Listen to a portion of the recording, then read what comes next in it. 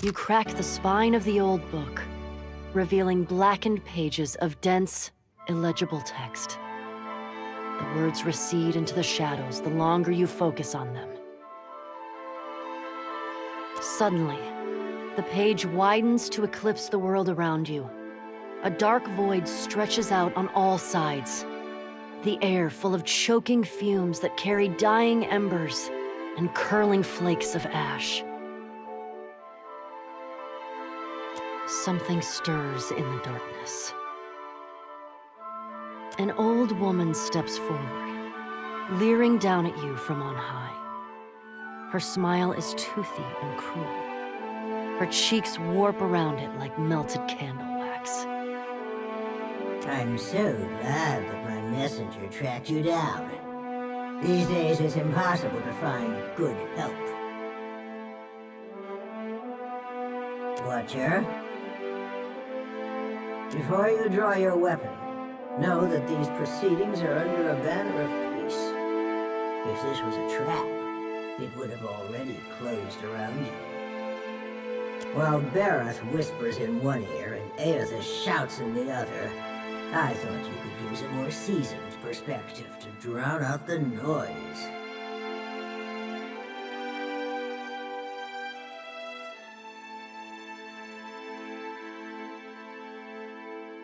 For the moment, you are Bareth's creature. There are rules against my direct intervention, but nothing says you cannot willingly seek my counsel. Andra and Helia toe the line of acceptable conduct from time to time, but I am nothing if not adherent to our oldest laws.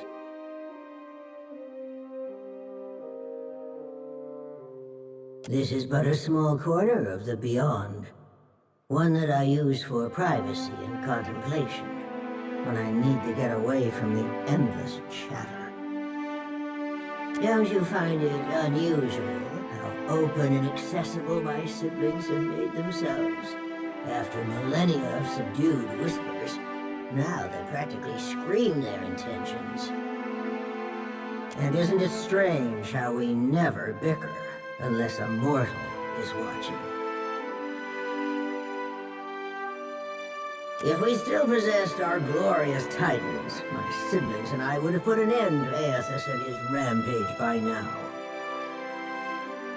While we are powerless to stop him, some of my kin wish to observe how mortals respond to this threat. They think it will shine a light on the value of our patronage. Have we raised you well enough to be self-sufficient?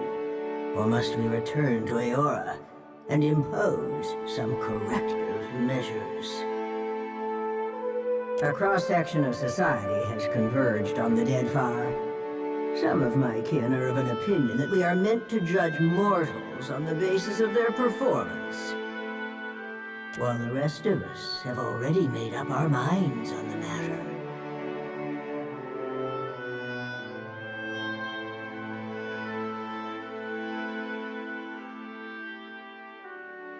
Command over you is no less than what I deserve. Whenever mortals sow chaos, as you always do, it paves the way for my return to ultimate authority. When we ascended to godhood, we did so to provide for a savage people. Our goal was to craft a society whose values were made to last. Perhaps even a society that had no need of us. A naive fallacy, but one that inspired my optimistic, misguided kin. How you and your allies counter this threat will demonstrate whether you are competent enough to guide your own destinies, or if we need to revise our strategy. The soft-hearted among us are counting on you to win this existential wager. No doubt, Aethys shares their sympathies. I do not. We exist to rule over mortals. Nothing can change that. So now you know the truth. I assume you have questions.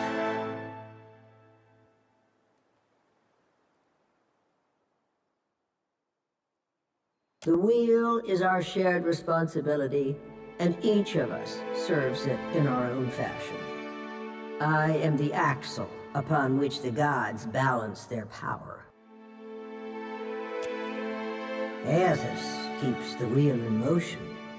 He was our promise to mortals that time and labor would yield a deserving reward on the next turning of the cycle. At the height of our power, we recognized the potential of the soul. We knew that it could be bound, split apart, diverted like a river, and hammered together. Hammering was trivial. Those of us who agreed with the Apotheosis Project, and many who did not, submitted to a violent and horrible erasure of our individuality. After the dust settled, we adopted the forms of beings from Eora's most prevalent myths. There were other faiths and legends, but we labored to strike their names from history. Much of reincarnation's mechanism exists in the idea space of the beyond. You wouldn't find a wall of cogs and levers unless we conjured one to illustrate a point. The wheel has but one material component in all of Eora. Something we built to channel essence through luminous Adra and into the beyond with reliable continuity. Before we intervened, the flow of essence was directionless, unpredictable. We succeeded in widening the gap, diverting it, giving it an efficient path to follow. Before we took control of the wheel, reincarnation was error-prone, lacking forward momentum. Hollowborn were fairly common, and hardly the worst of the soul maladies. Control gave us the power to strengthen the souls of intelligent kith over generations. We made you wiser, stronger, more likely to develop the society we thought you deserved. Every turning of the cycle demonstrated the righteousness of my belief. Nature begets chaos, and discipline begets perfection. Speak, Watcher. It isn't every day that I open myself to these communions, so spend your breath wisely. Nothing you've done has tarnished it utterly beyond repair. You may congratulate yourself on that much, at least. Prove it or disprove it, yes. I never agreed to this arrangement, but if your example demonstrates mortal ineptitude, as I trust it will, then I can make the plans serve me. An assertive minority of gods believe that your choices will prove the value of their wild optimism. As if mortal collaboration and ingenuity are endorsements of our leadership. Then there are those of us who know better, who are not so easily convinced. Kith are vulnerable, unless they submit to the destiny we chart for them. Thinking otherwise can only breed dissent and chaos. It was an ambitious plan, our utopia. Perhaps too ambitious. We ascended to power, responding to a need inadequately satisfied. Assuming these roles gave us the authority to mold Eora over time, to influence you and lay the groundwork for a society yet to come. On the outset of the plan, some believed that mortals would outgrow us, as if that was a favorable outcome. To me, our eternal pantheon was always a critical fixture. Aethys was one of those who supported mortals, while I have always been their most vocal critic.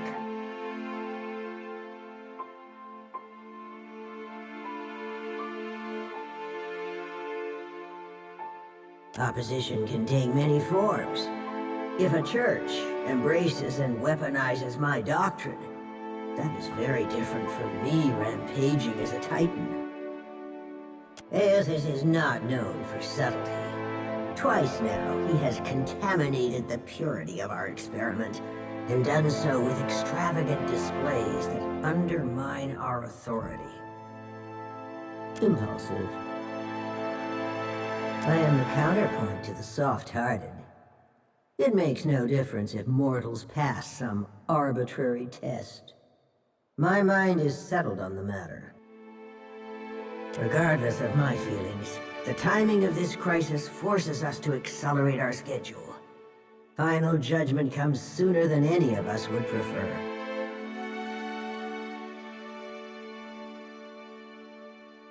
If our pantheon found that mortals had cultivated a perfect, lawful system to maturity, I would not voice a word in protest.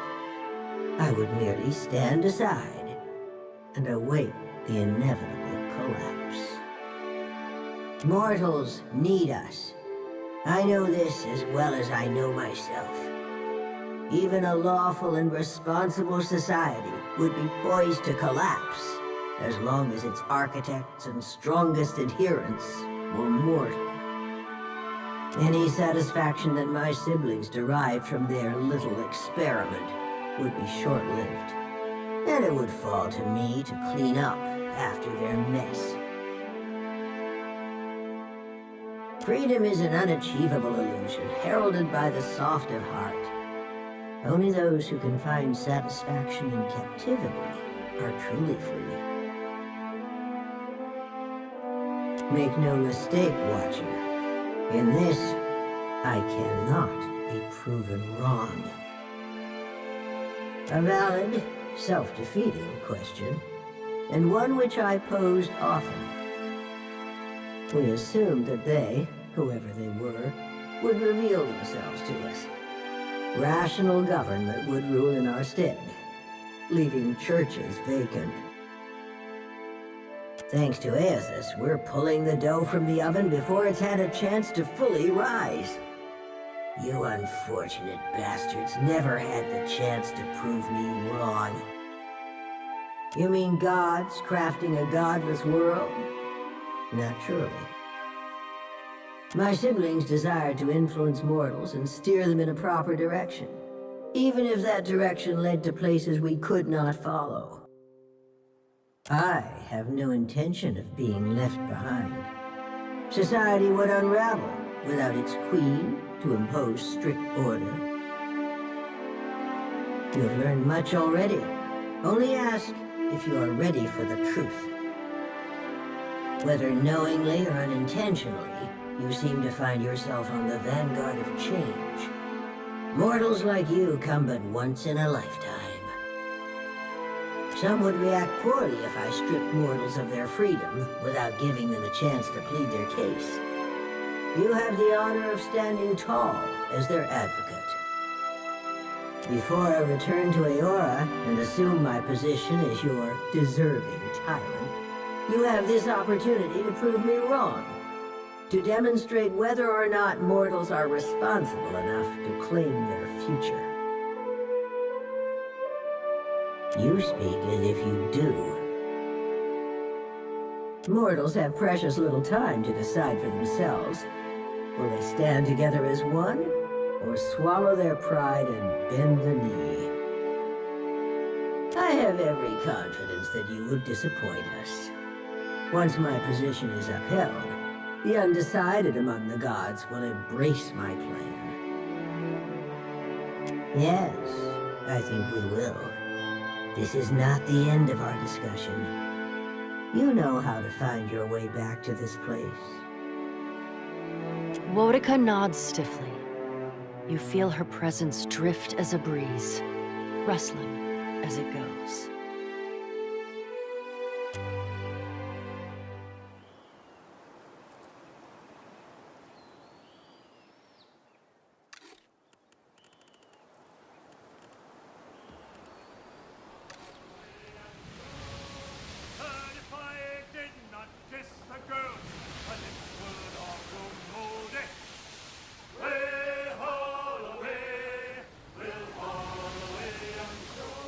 Come here!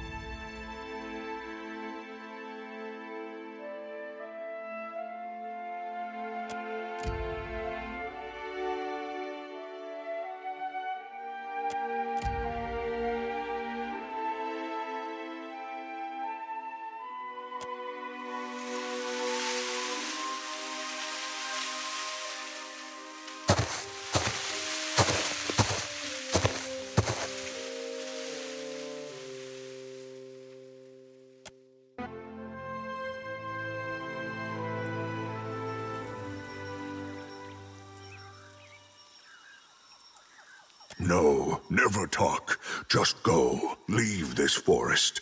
Go leave these islands. Go return from where you've been.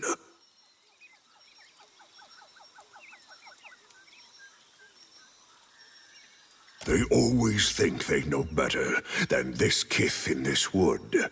Then when they need help, they always go ask me. You go. Speak quickly, then. Your words disturb this place. Then you think the Juan are here to serve you? Wakara, they are not. I say always, those who come to these islands, they want to take. Only ever to take. No, your sort always want. This forest is not yours. This land is not yours. Go, leave.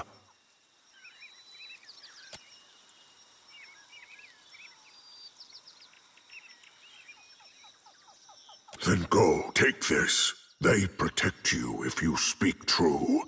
They tear out your throat if no.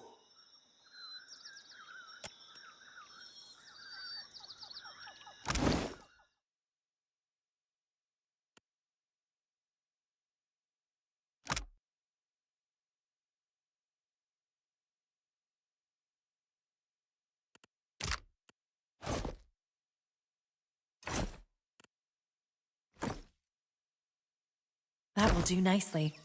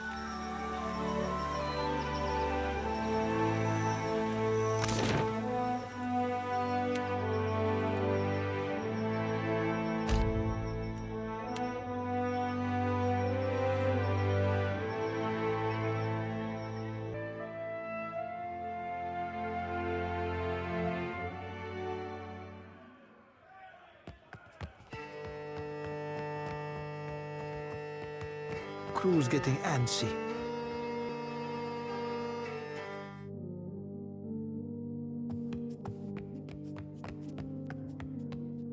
Welcome back. You are in need of something, I can feel it. Let me help. Are you looking for something in particular?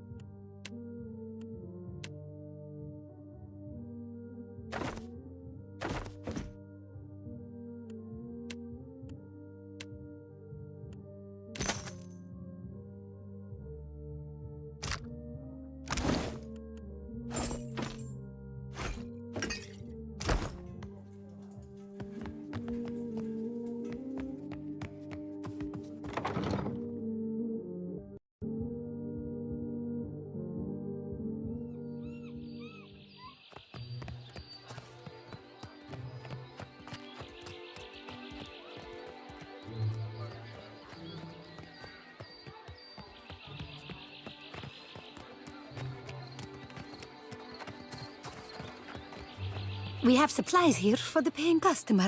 Provisions for the road, perhaps? Have a look.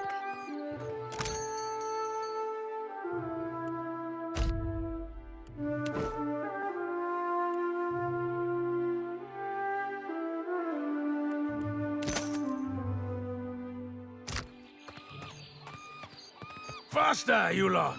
Fresh Let's get off this fish! rock! I'm on the next ship out of here. Unless you're here to kick me off the docks this time. Race you to the coral? No contest. What? Just because you have webbed fingers and I can't swim? You are a strange man.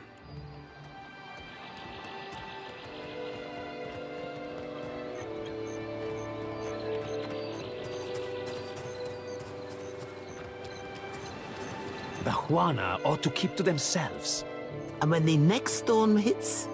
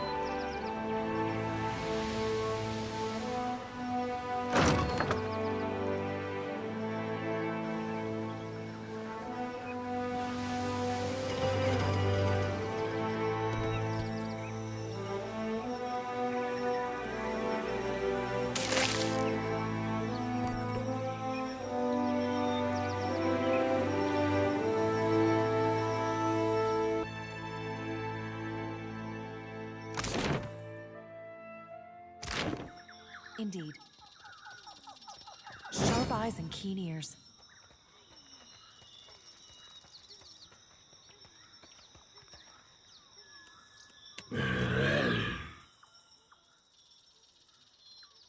Nieten gaat sieren uit koching.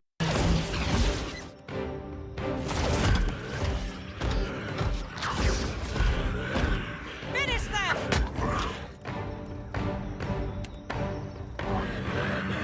Nieten gaat sieren uit koching.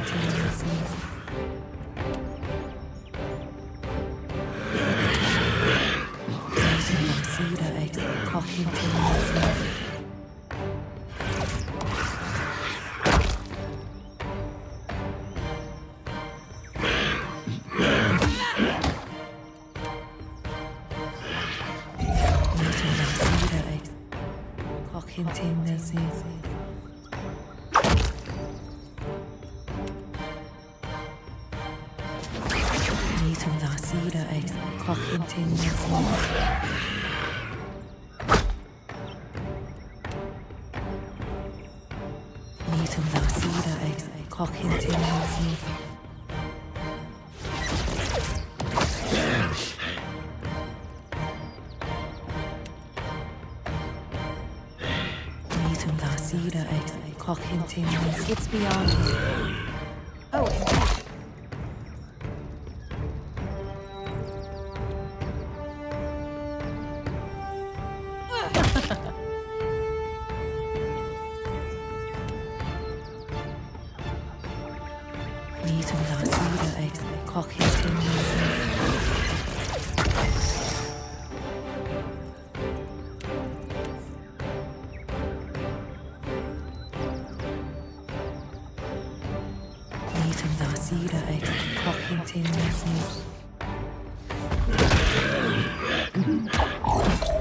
Finish them!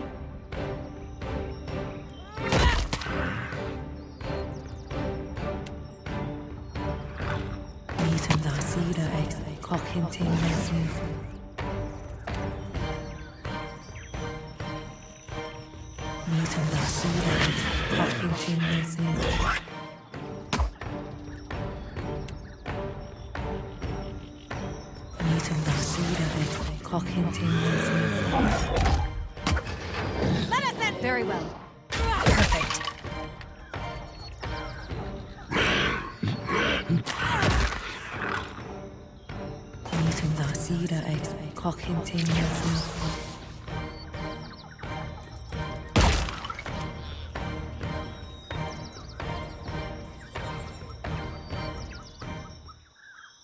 I shall. So.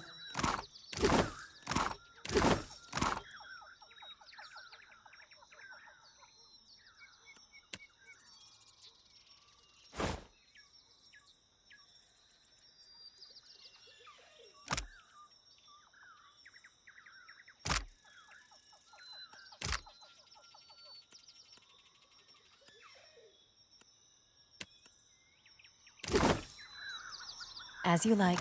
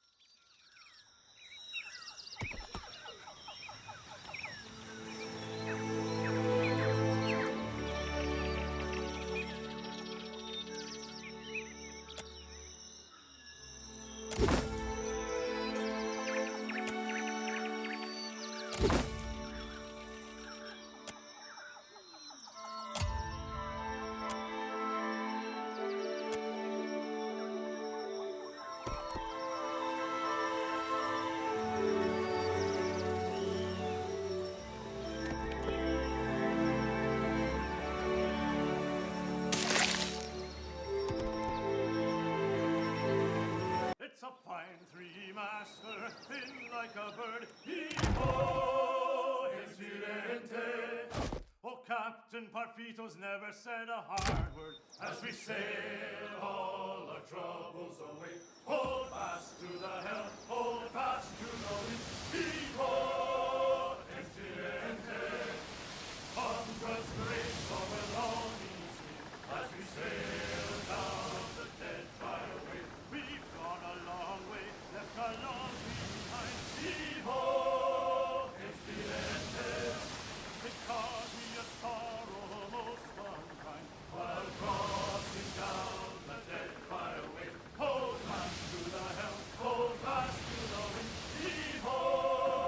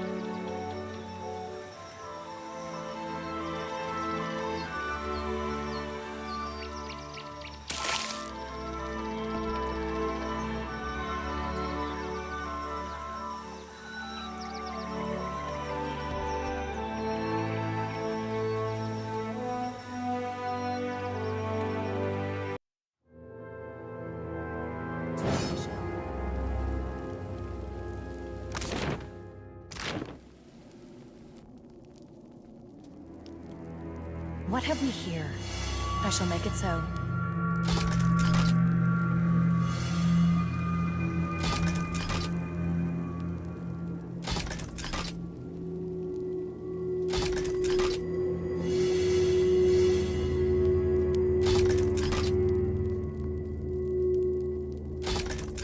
As you like.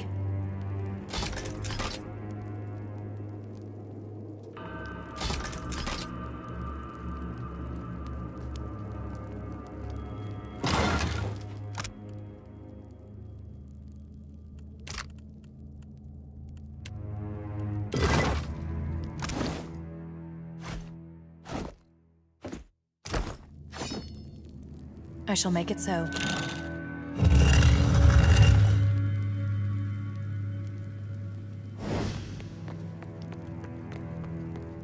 Sharp eyes and keen ears. Now here's something.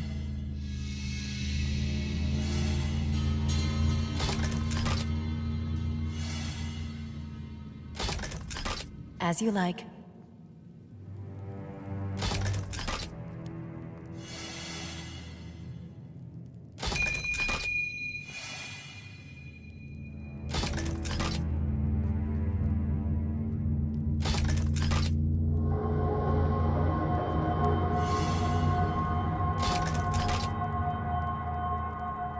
What have we here? I shall make it so.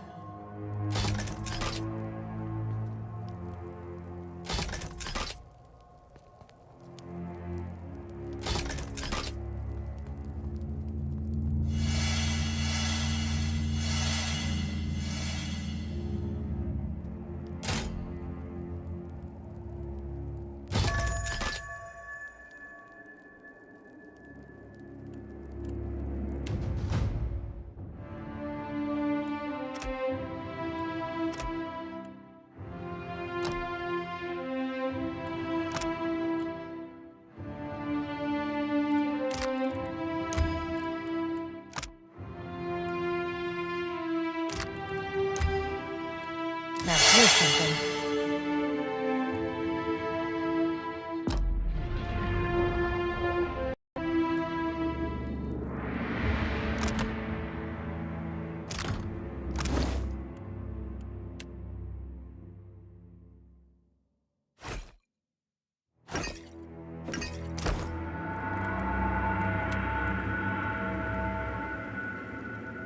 As you like.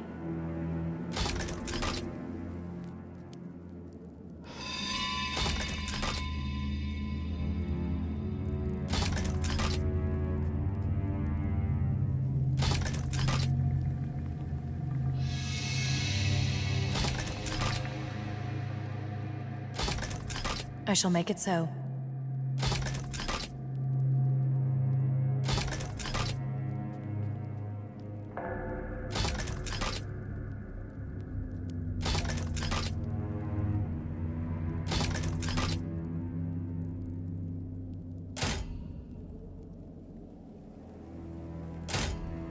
As you like.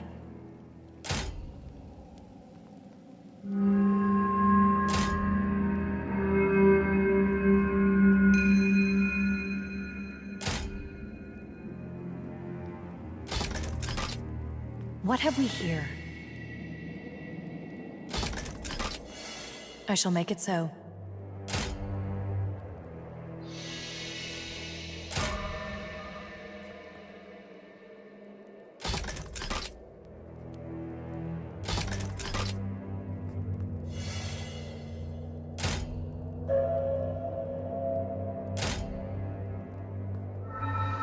As you like.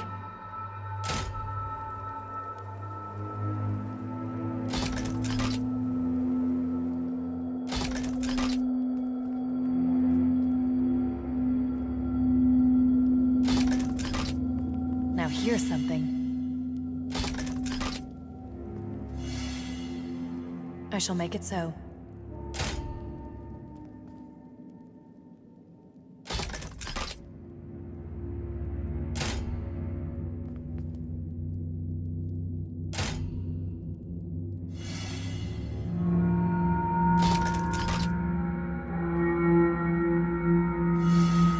As you like.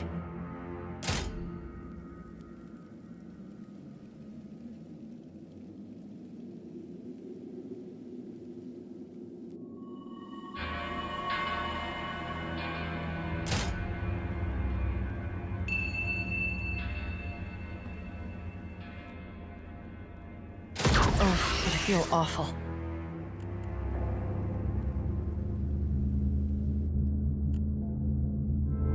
Silence surrounds me. What have we here? I shall make it so.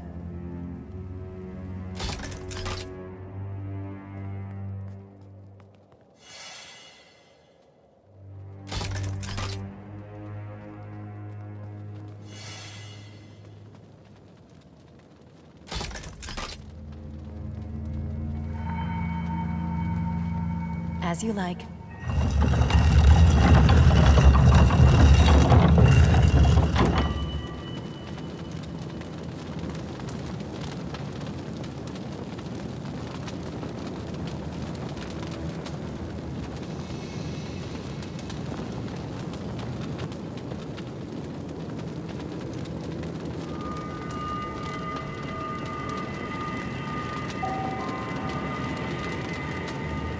I shall make it so.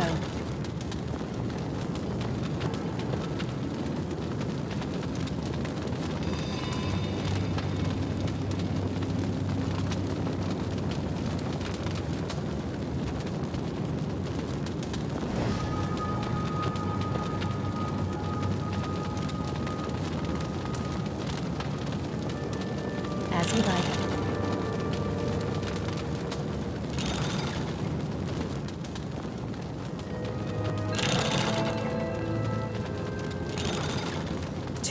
And shadows.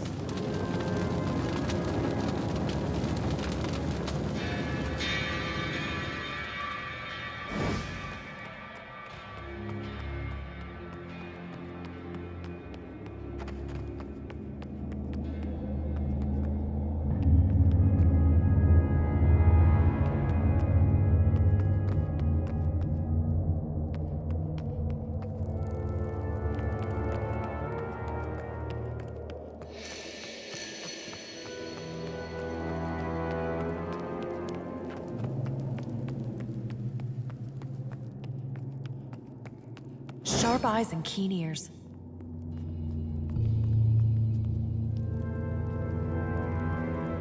I shall make it so.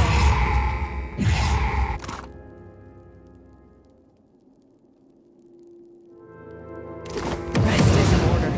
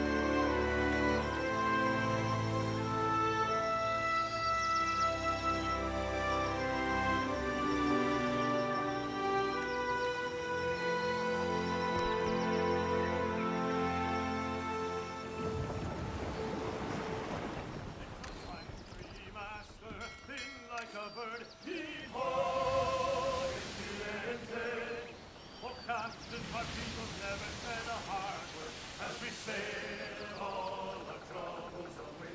Hold fast to the helm, hold fast to the wind. Heave-ho,